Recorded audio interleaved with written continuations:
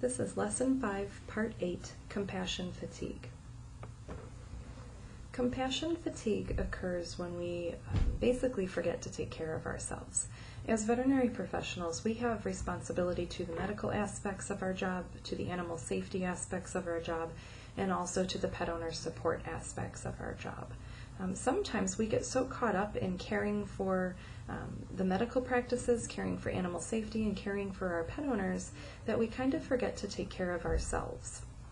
Compassion fatigue is an extreme tension or distress placed on ourselves by caring for other people or our patients too much without caring for ourselves first. Compassion fatigue is actually a secondary stress disorder, and there is now trending a lot of research on compassion fatigue because we now know how detrimental it can be to the professionals who are providing this supportive care and not being able to support themselves. If you can't take care of yourself, you can't take care of those around you. So we really need to make sure that we're putting ourselves on our self-care first, because without that we won't be able to do anything else. Here you see a resource for the Compassion Fatigue Awareness Project. This is an organization who is dedicated to making sure that we are aware of compassion fatigue, because awareness is the first step in prevention and treatment. And compassion fatigue occurs when we just keep caring and caring and caring so much for those around us that we don't take the time to care for ourselves. It's important that we're able to recognize the symptoms of compassion fatigue, which we will talk about momentarily, and then also learning to find ways that we can take care of ourselves so that we can continue to support our patients and our pet owners. I encourage you to look through the resource website provided here on the Compassion Fatigue Awareness Project. The more you can educate yourself about this circumstance, the more we can avoid compassion fatigue from happening.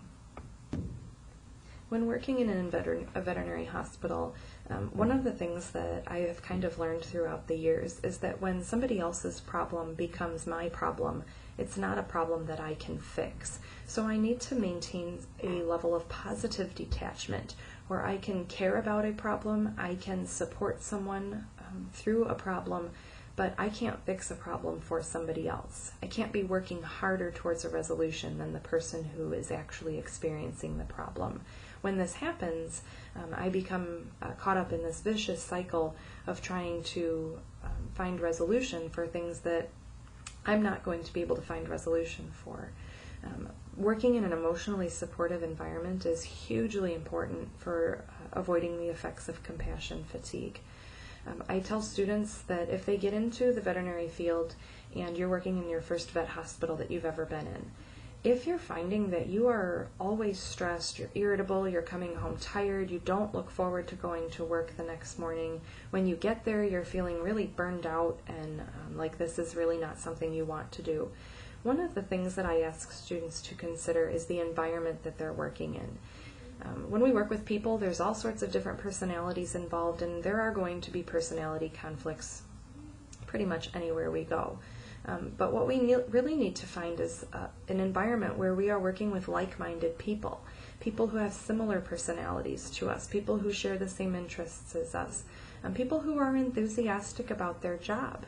If you're working in an environment where you're coming home every day completely drained and you're not looking forward to going back to work, consider if it's the people that you're working with or the job that you're doing. Don't immediately say, oh, veterinary profession is not for me. It might not be, but it might also be that you're just not working in an emotionally supportive environment.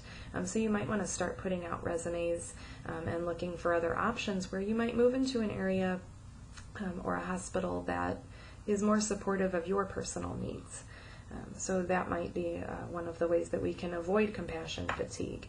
Finding healthy outlets, being able to express yourself, develop your personality, develop things that you enjoy about life are going to be ways that we can not only prevent compassion fatigue, but also treat it if it happens to occur. And self-awareness is important in prevention. I need to be aware of my own emotions, and I need to be aware of how I'm displaying those emotions. If I'm angry about something, it's probably not the best time to try to find a resolution with someone. I need to kind of work through that anger emotion and get towards a less conflictual emotion before I can find progress towards a resolution. So self-awareness of our emotions is huge in maintaining a good positive outlook on the support services that we provide in the vet hospital. Here is a condensed list of symptoms. If you visit the Compassion Fatigue Awareness website that I provided a few slides ago, you'll see a more in-depth list for compassion fatigue.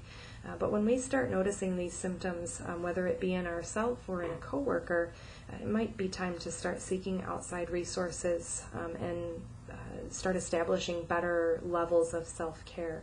And when we have irritability, sadness, depression, poor hygiene, when we start getting caught up in the negative aspects of our job, that's when we really kind of need to refocus and redirect our emotions to avoid or treat our compassion fatigue that is likely to occur in the vet hospital environment.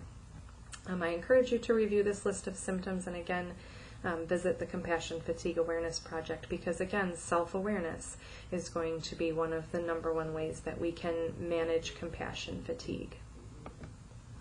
If you think that you are suffering from compassion fatigue, you probably are. Be kind to yourself, seek therapy, seek support groups, try to involve yourself in activities that would allow you to enjoy life, enjoy things that you enjoy about life. Educate yourself on compassion fatigue, and surround yourself and communicate your needs with people who care about you. So again, being in an emotionally supportive environment, making sure that your family understands your needs, and making sure that your group of friends is understanding of the type of work that we do. And some ways that we can prevent or include in the treatment of compassion fatigue is by participating in healthy activities like exercise, yoga, walking, joining a sport, making sure that we're eating properly. If your body does not have proper fuel, your body cannot function. Being able to say no, self-management. If people are asking you to take on task after task after task and you're becoming overwhelmed, that's not going to be good for managing compassion fatigue. So being able to kind of self-manage and find balance within your life is going to be huge in preventing and managing compassion fatigue effects. Again, redirecting emotions, being able to not respond with anger, and being proactive instead of reactive, and will help to find the balance that we need in life to manage the negative aspects of our job and the positive aspects of our job and still be able to function in our personal lives.